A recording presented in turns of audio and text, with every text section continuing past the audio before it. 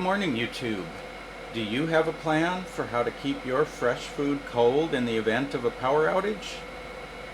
Part of my plan is to use this 12-volt fridge freezer that I purchased many years ago for camping and off-road driving. It's an ARB 40-liter model, but similar units are available in the Engel and other brands. They're all very similar. They can run off of 12-volt DC or 120-volt AC power. They can run off either 12-volt DC or 120-volt AC power. And I've used mine a lot in the back of my 4x4 and has kept food cold for many days or even weeks in a row. I've never really checked the power consumption other than to read the spec sheet, which lists about a 4 amp draw and a 25% duty cycle. One of the goals for my solar power system was to have enough capacity to run this fridge 24 hours a day if needed. When I had my original 30-watt Harbor Freight system, that didn't have enough capacity to do this, both with the low solar output as well as the PWM charge controller. When I added the 60-watt panel and MPPT charge controller to the 30-watt Harbor Freight panels, I was able to run this fridge 24 hours with no problem.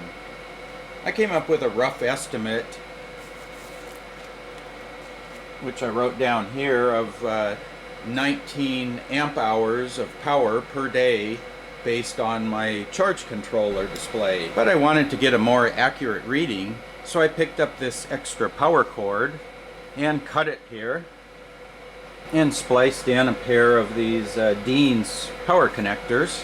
I've standardized on the Dean connectors for my lower current devices, and I've added mating connectors to my watts up meters. That way I can disconnect any cable, insert a power meter, and then be up and measuring the current and power in that circuit with no tools required.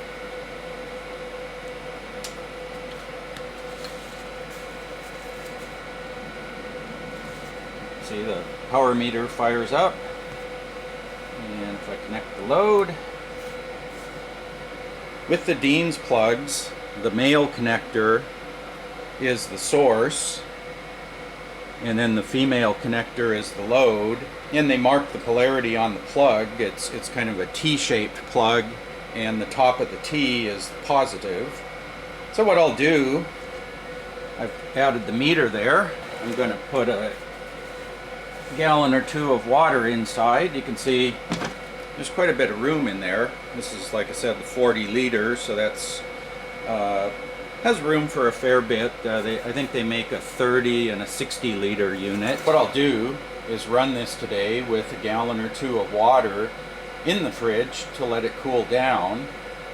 Then I'll reset the power meter later this afternoon and run it for 24 to 48 hours and record the power consumption over that time. So let's see what this fridge draws. This is the #1 refrigeration setting. We got the fridge running, starting out warm. It'll probably run about an hour continuous, and then it'll go into its on-off cycles. And so anyway, I'll let this run till this afternoon. I'll reset the meter so that the amp hour count goes back to 0. Then I'll run it for 24, maybe 48 hours to get a good average reading, and we'll see how much power this fridge uses. And I'll get back to you when I have some data to report in a day or two. Welcome back, YouTube. I ran the fridge for 5 hours yesterday to get it cooled down, and then I reset the watt meter at about 4:30 p.m. I checked the watt meter at 8:30 this morning. It read about 12 amp hours, so that would be the battery capacity required to run this for 16 hours in 50 to 60 degree temperatures. My solar battery bank was down to around 94% capacity, which on a 200 amp hour bank is right at 12 amp hours. So let's see how much power the fridge used now that it's 24 hours later. It looks like it used 18.35 amp hours and about 218 watt hours. So it looks like similar to reading to what I obtained last year from the charge controller, which was about 19 amp hours. One thing I noticed was the voltage and current readings were jumping around quite a bit on the meter, and I suspect that may be due to the compressor motor load varying over each revolution. So I may look into adding some capacitors to the input. I've been doing that in many of my DC circuits in my solar power system throughout the house. I add a parallel bank of about 5 4700 microfarad capacitors at each heavy load point to try and smooth out the power flow. It seems to help, especially when I have things like pulse width modulated dimmers and other non-constant loads. So instead of relying on the current pulse to flow all the way from the batteries, it only has to flow from the local capacitor bank. There seems to be a fair bit of empty space down around the compressor, so I may open up the fridge and look into adding some capacitors there. My fridge is an older model purchased in 2001. Newer models include digital temperature readouts and interior LED lighting. I might look into adding those features while I'm at it. I did add this transit bag to my fridge last year. It's a protective bag that's lined in a reflective, you can see the reflective insulation, and that's supposed to help cut the operating power in hot weather. So I use this for camping and off-roading in my truck, and for power outages, it's my backup refrigeration. Is there anything else a 12-volt fridge is good for? Sure. For example, when I defrost my chest freezer, I load up the fridge with frozen food, and then I crank down the setting to the freeze setting, and I can take my time defrosting the freezer.